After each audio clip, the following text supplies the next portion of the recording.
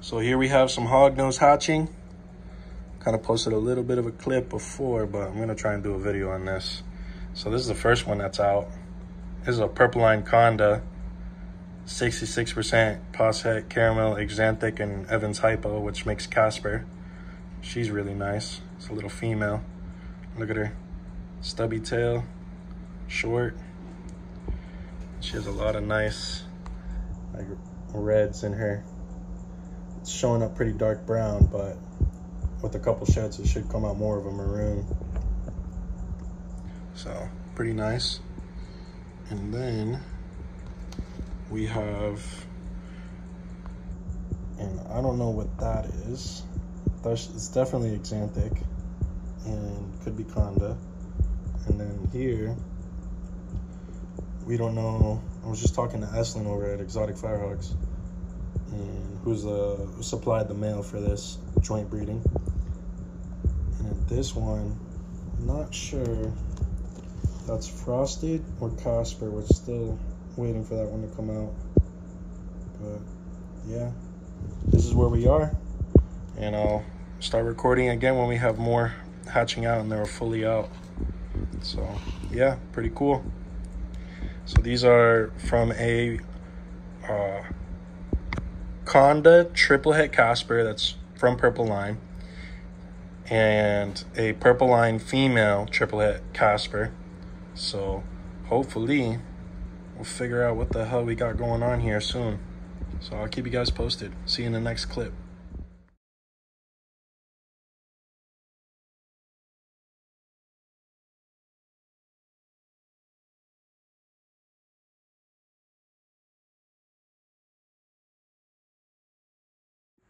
There goes that weird thing. I don't know. Let me know what you think. Could be just a really nice frosted. I don't know. It's funky looking. How's the face?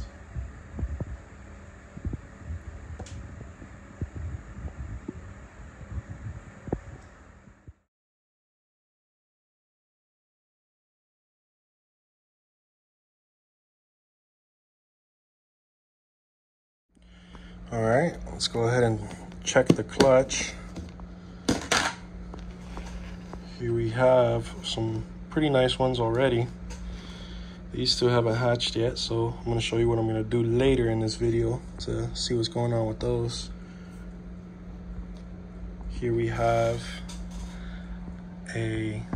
what looks to be a female exanthic, 66% poshet frost. So she's het for Evans hypo and caramel albino. It's pretty cool. So yeah, she's, like I said, she's an exanthic, Purple Line exanthic, 66% poshet frost, which is pretty cool. She has a pretty interesting belly. Let's go ahead and bring her down so I can show you her belly. There goes her belly. She's a pretty interesting belly. So we're gonna go put her in her bin. We have a little straggler here, so put him back. So he's gonna go in here. This is how I have him set up. There we go. She is set up. She already shed and all that. So we're back over here. Let's do this one since he is all over the place. And yeah, so this is pretty interesting looking. It's not coming up super gray, but in person this thing is pretty interesting looking. So this is what we think, Eslin and I, because this is a joint breeding with Eslin over at Exotic Firehogs, and the mom was produced by Eslin. This is what we think a possible Casper. So yeah, so this could be triple visual, exanthic, Evans hypo, and caramel albino. I'm gonna go ahead and look at his belly, which is pretty interesting. It looks very, very different than a normal frost belly. And could be from it being a visual Casper. So pretty excited here. Could be a nice triple visual, Xanthic, Evans Hypo, and Caramel, albino. But yeah, this guy's pretty cool looking. So be keeping you guys posted on this stuff. We're gonna get to the last one that is fully out of the egg and shed. So I'm gonna go throw him in his container. And look at that tail. Long, skinny tail. It's a male tail for sure. And that weird, funky belly pattern from the Frost and Xanthic. Pretty cool. So I'm gonna put him in his little bin for now. And then we have a pretty nice purple line Conda. She's coming up very brown and burgundy, but that's how purple lines start. They come out that burgundy, red, brown, and then after a couple sheds they brighten up usually. So yeah, this is a purple line Conda that will be 66% triple het, Evans Hypo, Xanthic, and Caramel. Normal black belly, little female tail. See how it tapers pretty quick. So yeah, pretty cool. Now let's get to setting. I'm gonna put her away and then we'll get to the rest of the video. I'll show you guys what I'm gonna do here. All right, so there's a couple eggs that haven't hatched yet from that clutch, and it's been, let's see, since they first hatched, maybe day 64, and it has to be probably getting closer to day 70. So we're going to carefully. Now, do not cut your eggs unless if you have experience. I used to cut leopard gecko eggs. I used to cut, you know, other eggs and all that stuff. I'm not saying I'm the most experienced person. I'm definitely not an expert at it, but I do have some experience and I do have an idea of how to cut eggs. Hognose snake eggs are particularly smaller eggs than what you usually see as like ball python cutting videos or anything like that. So you do have to keep in mind to be very careful. So we're just trying to pinch a little groove here. We're gonna try and catch a little groove in the egg.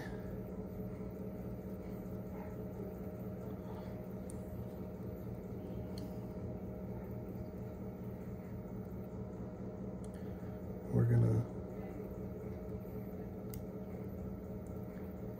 start trying to cut a little, get a little incision, and cut to the roof of the egg, because you don't want to cause any blood vessels to pop. As you can see, there's a lot of goo, which should be normal.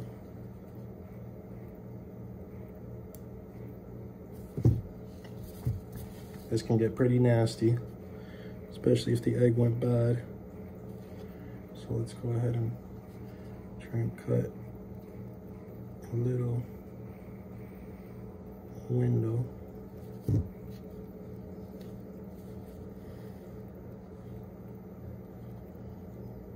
I think this egg went bad, possibly. I'm not too sure.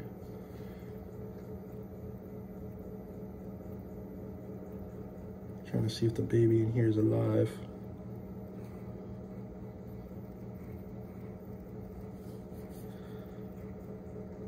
It's not giving any reactions to me touching it.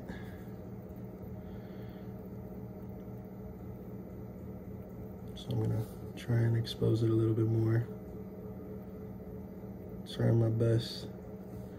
See if he's gonna give me any kind of reaction.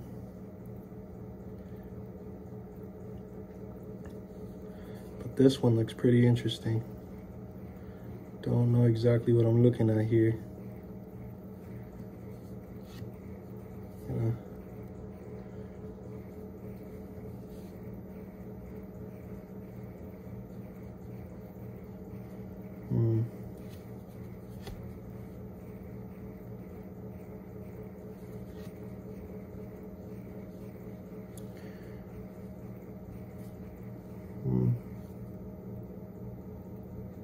Here goes the head. Right over here.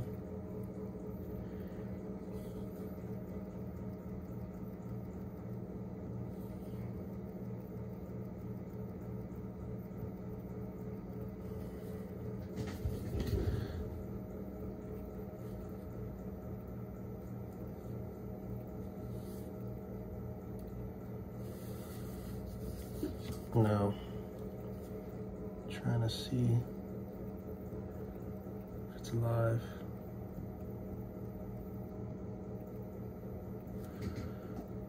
All right, well, I'm gonna go ahead and just put him to the side for now. Hopefully it starts responding. But that is a fully formed baby. I did not cut it too early or anything like that. This is why some people cut eggs, because sometimes babies aren't strong enough. They don't have an egg tooth, or they might not make it to, you know, be able to come out in the right time. Now this egg, we're gonna check as well. It's actually pretty plumped up, pretty normal. We're gonna go ahead and see. Now, since it's plumped up, it's a little harder to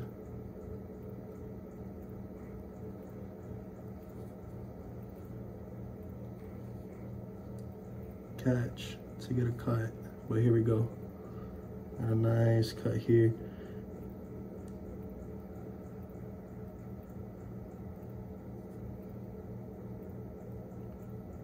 Cut little by little. Not gonna go fast or anything like that.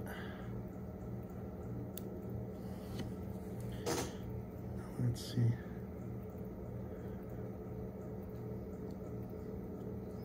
Get an idea what's going on in here. There's a lot of fluid. A lot of fluid. So I'm not sure if that's like excessive fluid or if that's normal fluid. I'm not too sure. But here,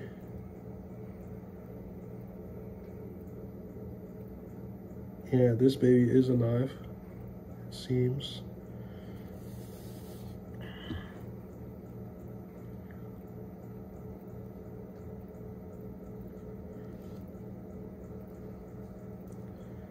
Seems this egg is alive. Now, I'm gonna cut away there and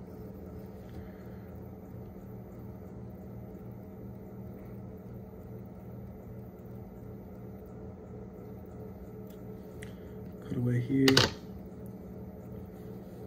and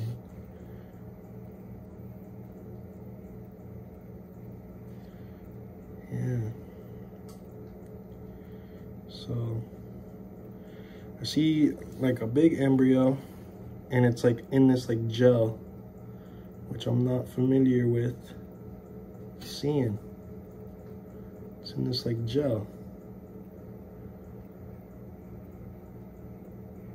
It's like a little orb. I don't even know how to describe it.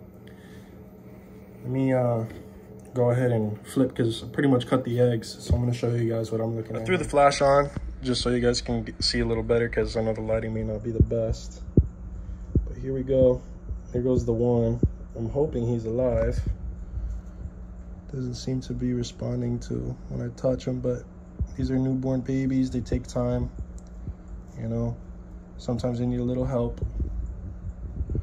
And this one is actually particularly pretty interesting looking. Not sure if you guys can see there, but it looks like an axanthic with a reverse stripe, which there's no reverse stripe in this pairing at all. It's just how the genetics line up. But you see it has this like weird like film. I'm not familiar with that, and I will be looking into it. But this one has strong blood vessels, as you can see. I haven't popped any. None of it's like bleeding or none of that. So we're doing good there. So it's just a matter of putting these guys, I guess, back in the incubator and seeing if they'll come out on their own. If not, I'll try and pull them out. But yeah, let's go ahead and let these guys be, and I'll keep you guys updated on what happens. All right, so they're back here. I'm gonna let them sit for another day or two and see what happens. Hopefully they come out by themselves. I'm not too confident about that one being alive because whenever I touch it, it doesn't react.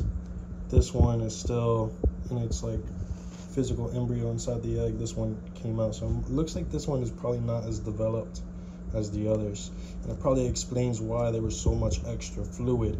So hopefully these guys are gonna make it out or whatever, but it's quite possible that, you know, for whatever reason during gestation they might have stopped developing, they might have just died, suffocated, whatever the case may be, because I did have a little bit of you know, I had a whole clutch here, but half the clutch kind of went bad and all that stuff. It could have been the medium that I was using.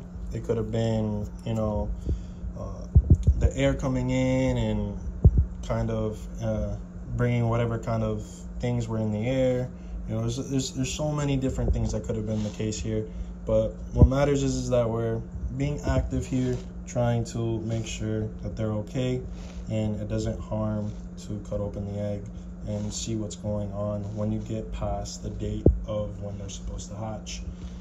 So, and that being for hognose, 64 days or so is about what you're looking for on how long they take to hatch. I don't recommend cutting a hognose egg. They most of the time will come out themselves and do everything themselves, so you don't have to be any kind of invasive, anything like that. This is just one of those situations where I wanted to, you know, be a little bit of invasive and make sure they're okay and all that stuff, because like I said, it's kind of why egg cutting started happening, because some animals wouldn't make it and all that stuff. And when you're working certain projects, sometimes it's worth just to check. So keep you guys posted on this stuff. I figured this is something important to share and document. So yeah. All right guys, so here's the whole clutch hatched out.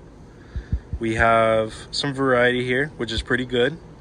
That's what we hope for when we're doing a triple het to triple het. So the pairing was, I'm gonna run by the pairing again real quick. The pairing was triple het, Exanthic, Evans Hypo, and Caramel Albino, to a Conda triple het, Exanthic, Caramel Albino, and Evans Hypo. They were both purple line. Really, really nice animals here. As you can see there, we have a super nice purple line Exanthic, and she is 66% het for frost or Casper, so that's pretty good. And she has a pretty unique belly. I'll show you her belly in a little bit. And then here we have another really nice looking purple line Conda, 66% pos het for Casper, which is really nice. She's gonna be a real looker as an adult. After every shed, the purple line brighten up and get a little better. Some of them darken up but get more rich in color. But I feel like this girl's just gonna pop as an adult. It's gonna be really red. And then the last one, this is the one we were really scratching our heads about. At first we thought it was a ghost, a frosted, maybe even a Casper. But now that it's out and we can see the colors on it, I'm pretty confident in this being a really nice purple line frost. And look at his belly. It's actually kind of showing his belly a little bit right now. So he goes into my hand. Put this down. I'll get to showing you these a little bit up more close. So here we have that frosted, and there goes that belly. It's a pretty funky looking belly, but I'm pretty sure that's a visual frosted right there. And it is also a really nice purple line. Really cool pattern. Honestly, a very exceptional example of a frost. You got that nice long male tail. Pretty cool looking belly, like I said.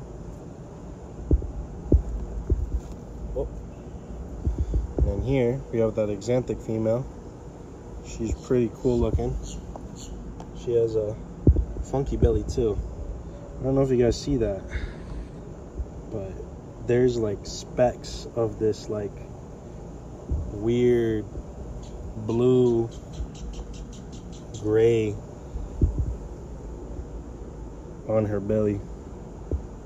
It's pretty cool. Pretty freaking cool. She's just a really nice purple line axanthic. And then she's, like I said, pos triple het for, no, pos double het for Evans hypo and caramel albino, which makes a frost. And then here is that really nice purple line conda female, pos triple het. She's really nice. Another really good example of a purple line right here. But yeah, here goes the clutch. That's everyone. I'm gonna go ahead and get some more pictures of these guys and throw it up here in the video. But yeah, this is the triple het Casper clutch. Hopefully next year we'll have more eggs, more babies, and more shots at some cooler combos with this stuff. But for only having 3 eggs go full term, I'm pretty happy with the results because we got a good array of what could have come of this pairing. So pretty cool.